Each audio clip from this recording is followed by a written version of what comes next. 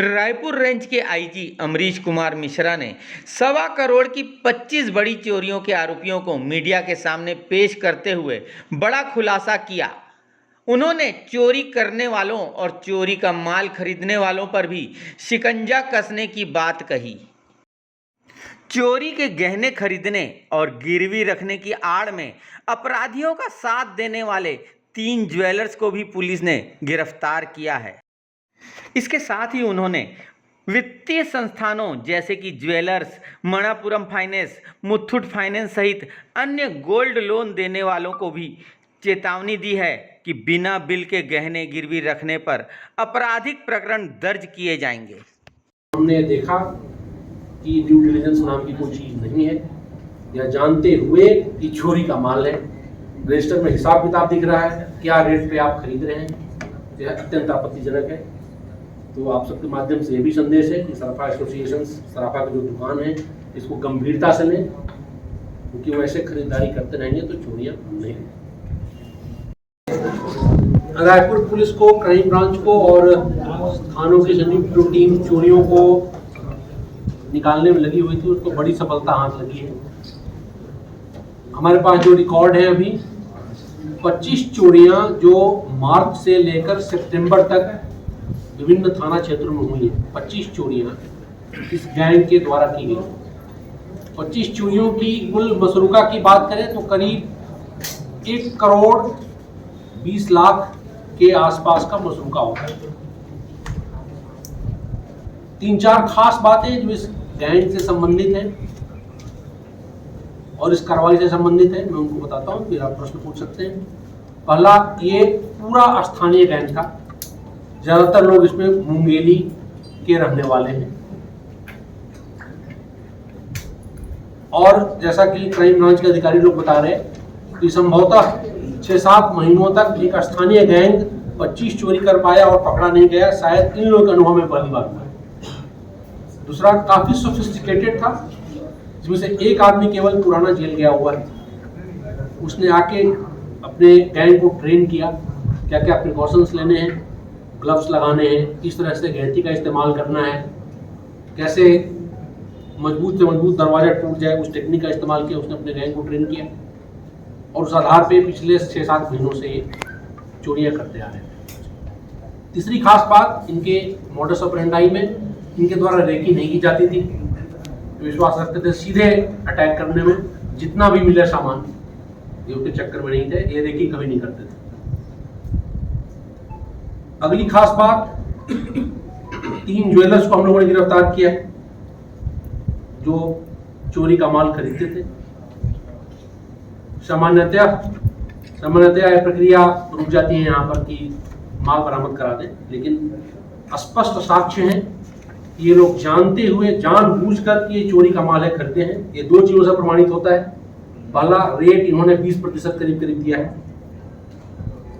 सोना का रेट जो भी हो मार्केट में, इन्होंने 5,000, 10,000, 15,000 ग्राम, 10 ग्राम के रेट पे ऐसे खरीदा है।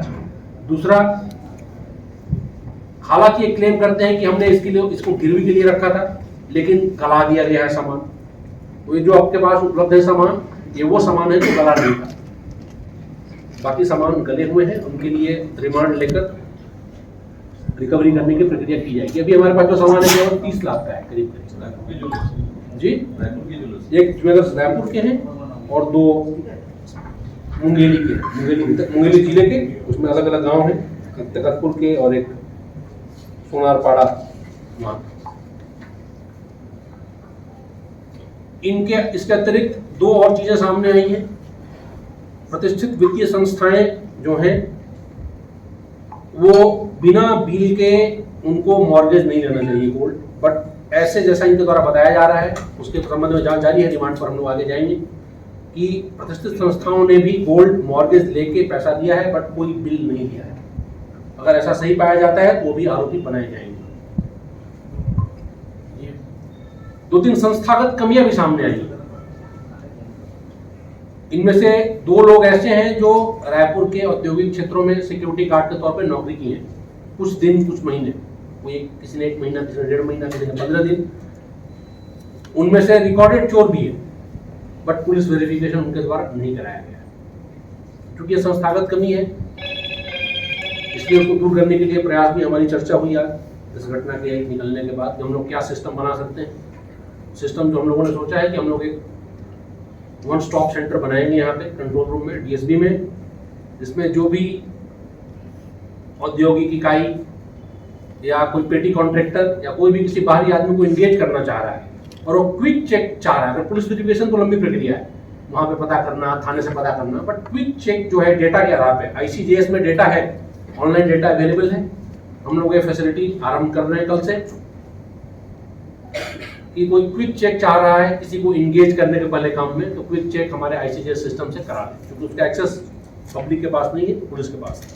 हम लोग को एक quick check centralised control room से यहाँ से देंगे, ताकि ऐसे लोग जो कहीं से अपराध किए हुए हों और रायपुर में काम कर इसलिए करने आए हों कि धीरे धीरे चोरी में आए, वो घटनाएं रोकी जा सके। दूसरी जो संस्थागत कमी सामने आई, उसका नाम समाधान ऐप के माध्यम से माननीय मुख्यमंत्री और माननीय गृह मंत्री जी ने आज उद्घाटन किया कि शहर के जितने भी जो भी हों, होटल हों, लॉज हों, होमस्टेड्स हों या कोई बेड एंड ब्रेकफास्ट सर्विस चला रहा हो, वो चाहे तो बड़ा छोटा डेटा भर के समाधान ऐप में डिटेल दे सकता है। इसको हम लोग एडॉप्शन कराएं, ये प्रयास करेंगे ताकि एडॉप्शन हो। वैसे भी कुछ चीज़ें सामने आई हैं कि ये लोग कुछ घरों में रुके थे कुछ दिन के लिए, लेकिन वो सिस्टम नहीं है कि वो सूचना दें।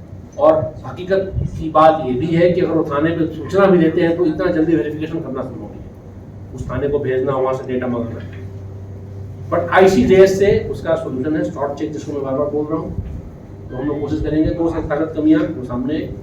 तीसरी संस्थागत कमी मेरे पहले ही मैंने कवर कर लिया है कि ज्वेलरी सराफा एसोसिएशंस बार बार बोलते हैं कि हम लोग ड्यू डिलिजेंस करते हैं, उसके बाद ही माल खरीदते हैं, लेकिन हमने देखा कि ड्यू डिलिजेंस नाम की कोई चीज़ नहीं है, या जानते हुए कि चोरी का माल है, रजिस्टर में हिसाब किताब दिख रहा है, क्या रेट पे आप खरीद रहे हैं, यह अत्यंत आपत्तिजनक है। तो आप सबके माध्यम से ये भी संदेश है कि सराफा एसोसिएशंस, सराफा की जो दुकान है, इसको गंभीरता से लें, क्योंकि वो ऐसे खरीदारी करते रहेंगे तो चोरियाँ नहीं।